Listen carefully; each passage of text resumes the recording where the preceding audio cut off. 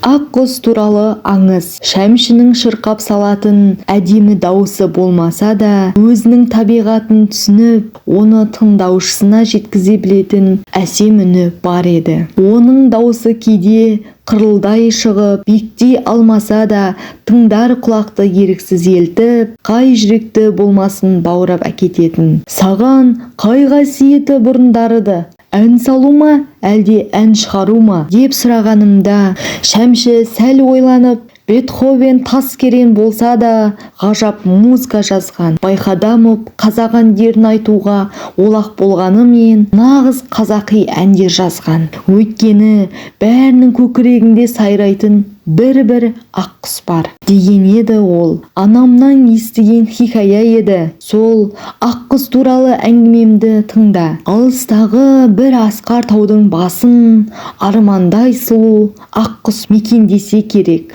Ол төгілте ән шырқағанда тау мүлгіп, көл тынып, аспан егіледі екен дейді. Оның әсем әнін аңсаған пенделер осы тауға ағылып, ақ құстың ұядан ұшуын апталап, айлап күтіп жатады. Өзінің әніне ынтық болған жұрт мол жиналған шақта, ақ құс аспандап ұшып, тау асып, ел асып, махаббат жайлы мұңлы да қуанышты әнін шырқайды. Ол небір қайғылы жүректің мұңын басып, сөнуге айналған үмітке от жағады екен дейді. Ақ құстың ел жұртты тамсандырған осы даңқы қара құсқа жетіпті. Өзінен басқаның жақсы болуын қаламайтын қара құс кәріне мініп, оның көзін жоюға бел байлапты. Ақ құстың аңғырт, бейбіт шағын аңдыған ол бір күні шап беріп ұстай алып, қанды тырнағымен бүріп өлтіруге айналады. Ақтық шағы тақалғанына көзі жеткен ақ құс, ең болмаса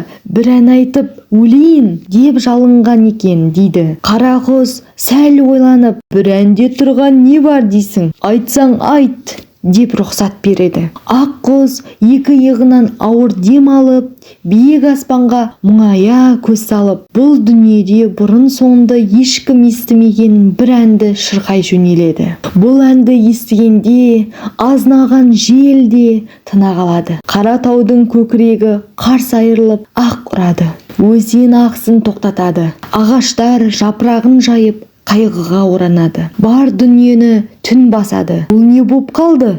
Деп қара құс жан жағына қараса, өзі де егіліп, еңкілдеп жылап отыр екен. Бар, ұш, сен азатсың деп айқай салыпты ол ақ құсқа. Бірақ ендігәрі тырнағыма іліксең, ән айтқызбай өлтіруге ант етемін. Әннің құдіреті міне осында дейтін. Шәмші сөзін аяқтап, сәл күрсініп, Оразбек Бодықов